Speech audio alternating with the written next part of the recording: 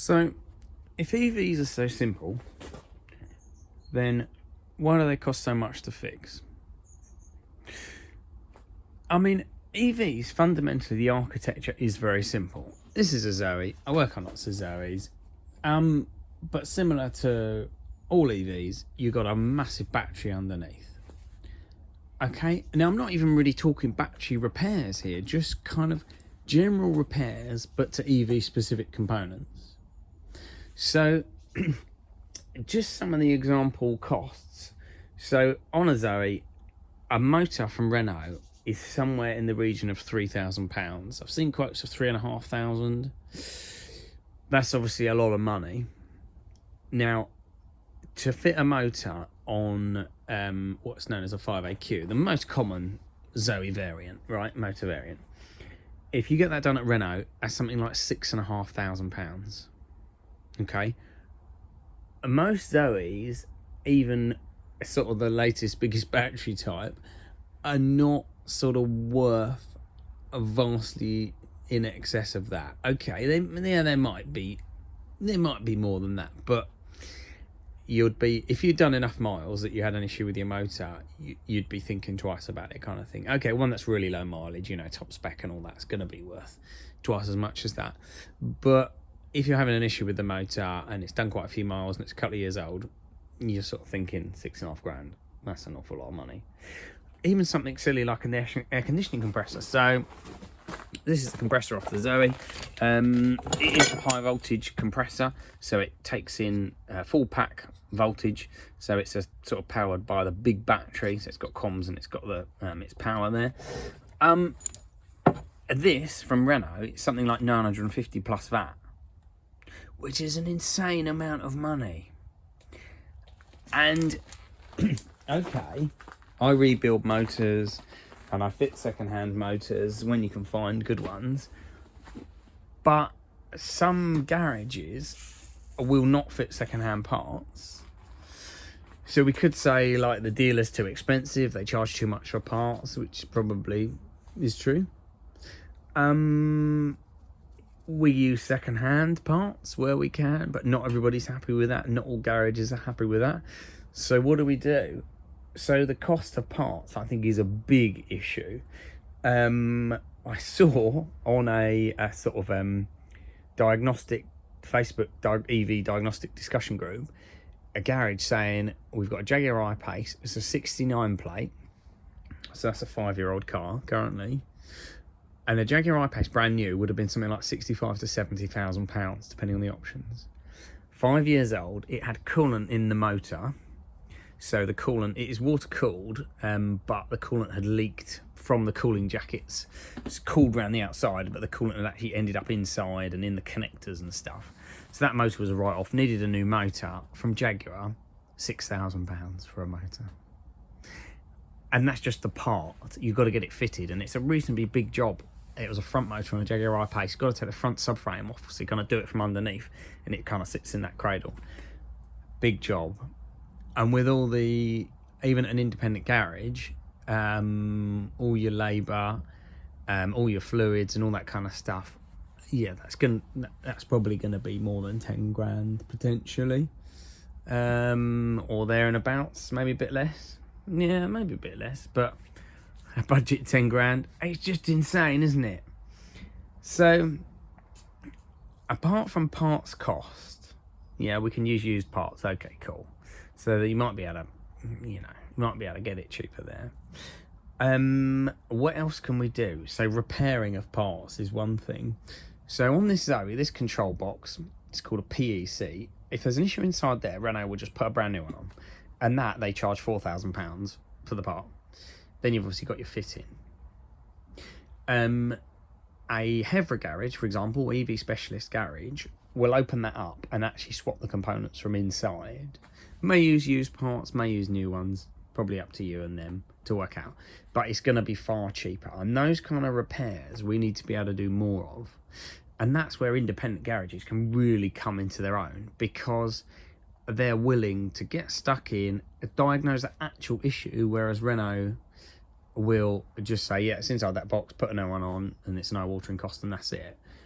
An independent garage might fix it it's going to be in the thousands, but it's going to be a lot more palatable than the main dealer cost.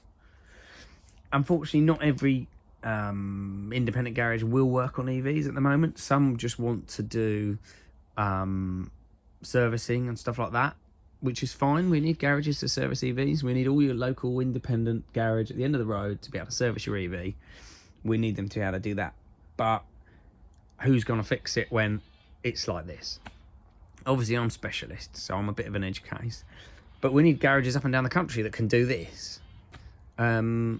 You know, we need this to become the bread and butter. Garages, you can find someone to do an engine change on your petrol or diesel car.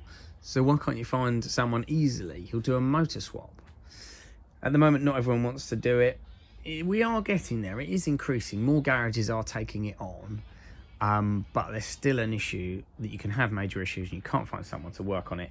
And I'm not talking like an uncommon EV, like if you've got like a Vauxhall Ampera or something, very complex hybrid, and you can struggle with a car like that, finding parts, finding someone to work on it. But you've got a really rare car, and you can have a rare petrol or diesel car that, you know, you struggle to find someone to work on. You've got to take it to a specialist at the other end of the country or whatever. But just a common EV, like a Zoe or a Leaf or something like that, you should be able to find someone to work on it really easily. Things I think will get better over time. It's a bit of an issue that, yeah, not all garages will fit second-hand parts. Sometimes their insurance will say they're not allowed to fit second-hand parts. Sometimes charging of lithium batteries is an issue within the workshop. So if we talk about battery repairs, there's lots of heavy garages will do battery repairs, which is fantastic. Getting hold of the replacement modules, so like new cells or new modules, depending on the architecture of the battery. Sometimes you can take out like one cell, or sometimes it's like a module, which can be like a block, or can be like 2 cells, 4 cells, 16 cells, whatever the minimum component that can be taken out when you have an issue. There's quite a few garages that will do those battery repairs, but it really can be an issue of getting hold of the actual cells to put in and knowing they're good. You've got to charge up those modules to put them in the car, but then you're charging a lithium battery, and it can be a bit of a sticky issue with the insurance. But there are ways to fix these. I know lots of garages who do it. It is just really annoying that I think fixable EVs are being scrapped because the costs are expensive. And I'm a specialist and I can fix them, but it's still not exactly cheap to have this kind of work done. And you can find other issues along the way, as you've probably seen from other videos.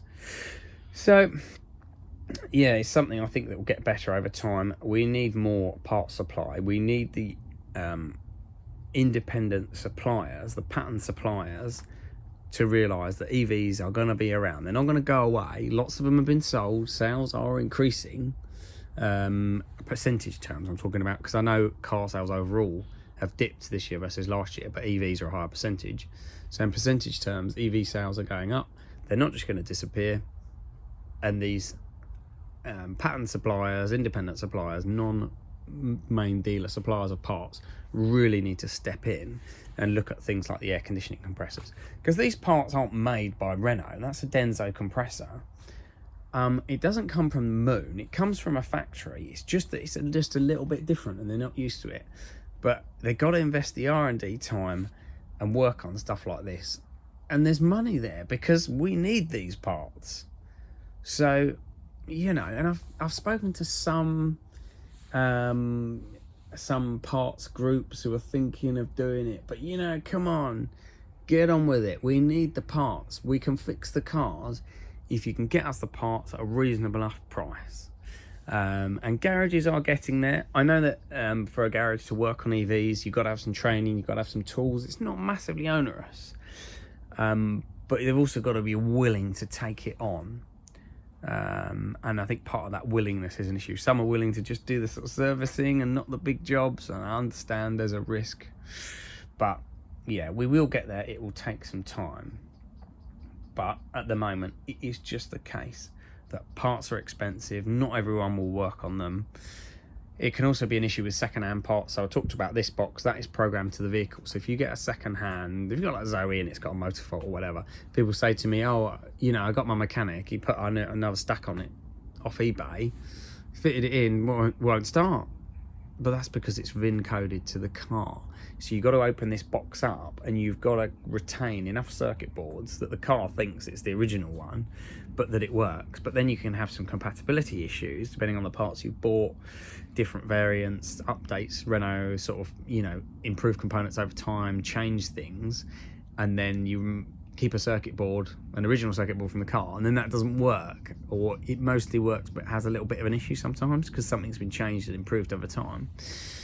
So occasionally you have to buy like one new component or certain components to get around these compatibility issues. But these are all the things that we spend time working out. We are pushing out to independent garages, but yeah, you got to have the willingness of those garages to work on it. It is coming. It will get better over time. But unfortunately, at the moment, it is just the case that EVs can be really expensive to repair. And they are really good cars in the main. And we will get there. But yeah, if you've got any comments, do let me know.